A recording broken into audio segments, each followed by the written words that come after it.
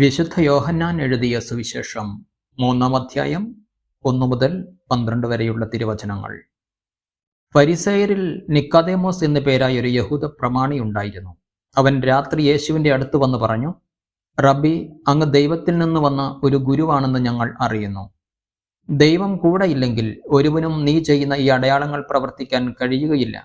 യേശു പറഞ്ഞു, സത്യം സത്യമായി ഞാൻ നിന്നോട് പറയുന്നു, വീണ്ടും ജനിക്കുന്നില്ലെങ്കിൽ ഒരുവന് ദൈവരാജ്യം കാണാൻ കഴിയുകയില്ല. നിക്കോദേമോസ് ചോദിച്ചു, പ്രായമായ മനുഷ്യന് ഇത് എങ്ങനെ സാധിക്കും? അമ്മയുടെ ഉദരത്തിൽ വീണ്ടും പ്രവേശിച്ച് അവന് ജനിക്കുവാൻ കഴിയുമോ? യേശു പ്രതിവചിച്ചു, സത്യം സത്യമായി ഞാൻ നിന്നോട് പറയുന്നു, ജലത്താലും ആത്മാവിനാലും ജനിക്കുന്നില്ലെങ്കിൽ ഒരുവനും ദൈവരാജ്യത്തിൽ പ്രവേശിക്കുക സാധ്യമല്ല. മാംസത്തിൽ നിന്ന് ജനിക്കുന്നത് മാംസമാണ്, ആത്മാവിൽ നിന്ന് ജനിക്കുന്നത് ആത്മാവും. നിങ്ങൾ വീണ്ടും ജനിക്കണമെന്ന് ഞാൻ പറഞ്ഞതുകൊണ്ട് നീ വിസ്മയിക്കേണ്ട. കാറ്റ് അതിനിഷ്ടമുള്ളിടത്തേക്ക് വീശുന്നു, അതിന് ശബ്ദം നീ കേൾക്കുന്നു, എന്നാൽ അത് എവിടെ നിന്ന് വരുന്നെന്നോ എവിടേക്ക് പോകുന്നെന്നോ നീ അറിയുന്നില്ല. ഇതുപോലെയാണ് ആത്മാവിൽ നിന്ന് ജനിക്കുന്ന ഏവനും.